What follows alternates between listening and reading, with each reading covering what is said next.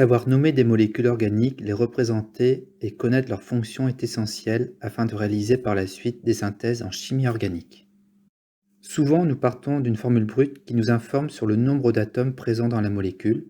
À partir de là, nous pouvons établir la formule développée de la molécule ou semi-développée, où les liaisons carbone-hydrogène n'apparaissent plus, ainsi que la formule topologique représentant uniquement les liaisons carbone-carbone par un tiret.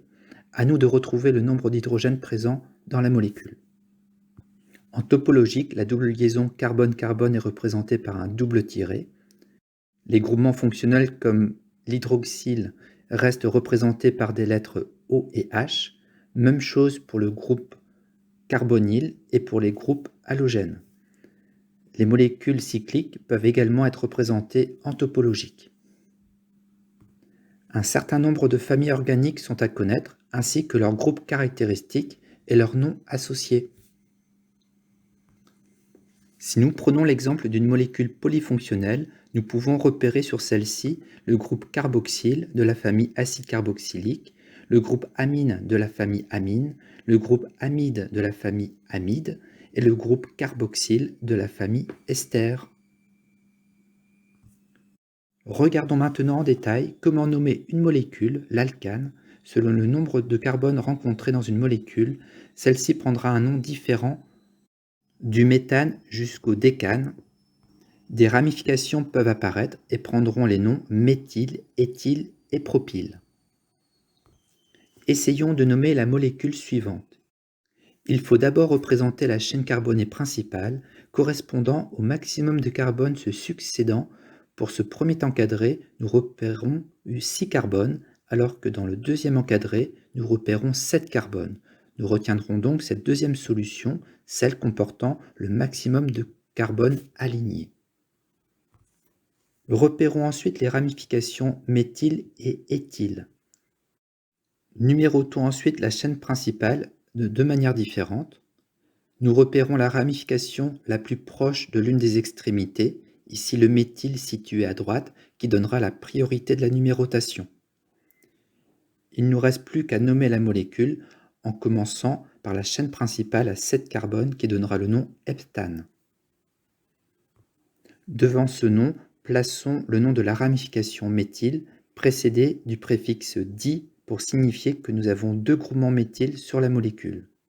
Nous écrivons également le numéro de position de ces groupements méthyle. Nous plaçons ensuite le nom de la première ramification éthyle précédé de son numéro de position. Nous obtenons donc le nom complet de la molécule 4-éthyle 2,5 diméthylheptane.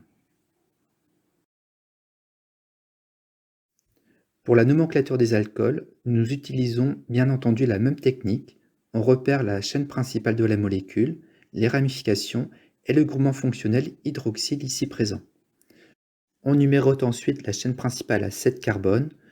Le groupe hydroxyle donne la priorité de la numérotation. On donne ensuite le nom de la chaîne principale en retirant le E final de l'alcane correspondant par le suffixe -ol, précédé de son numéro de position. Nous notons ensuite la position des différentes ramifications, comme pour les alcanes. Nous obtenons donc le nom 4-éthyle 3,6 diméthylheptane 2-ol. Il est également important de savoir identifier des molécules. Pour cela, nous utilisons la technique spectroscopique infrarouge.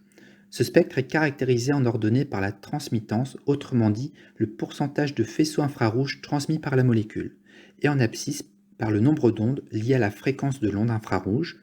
Nous distinguons trois: l'identification à proprement parler des liaisons, l'empreinte digitale et les bandes de vibration.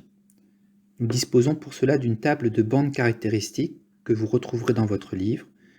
Le spectre infrarouge est donné. Nous donnons ici la formule développée afin de mieux comprendre l'analyse de ce spectre. En principe, cette formule développée n'est pas donnée dans l'énoncé.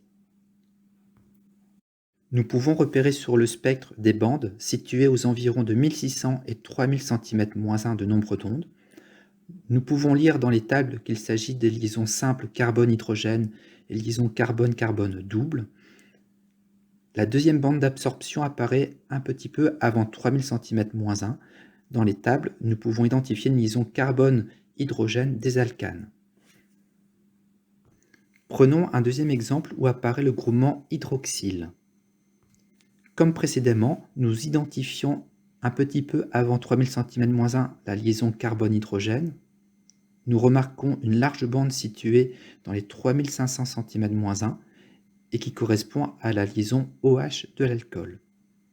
Nous pouvons donc confirmer que cette molécule contient des liaisons carbone-hydrogène et le groupement hydroxyle caractéristique d'un alcool. L'intérêt de l'étude de ces spectres infrarouges est donc évident. Nous pouvons repérer les formules de composés présents dans la nature et ainsi les répliquer. La police scientifique utilise largement ce genre de technique afin de résoudre quelques affaires. Nous pouvons également suivre l'évolution de composés présents dans la nature, par exemple la cire d'abeille, et ainsi comprendre comment ces insectes se sont adaptés à notre mode de vie. Les études archéologiques font aussi appel aux techniques de spectroscopie, par exemple pour identifier la nature des pigments présents dans les peintures antiques. Bon travail!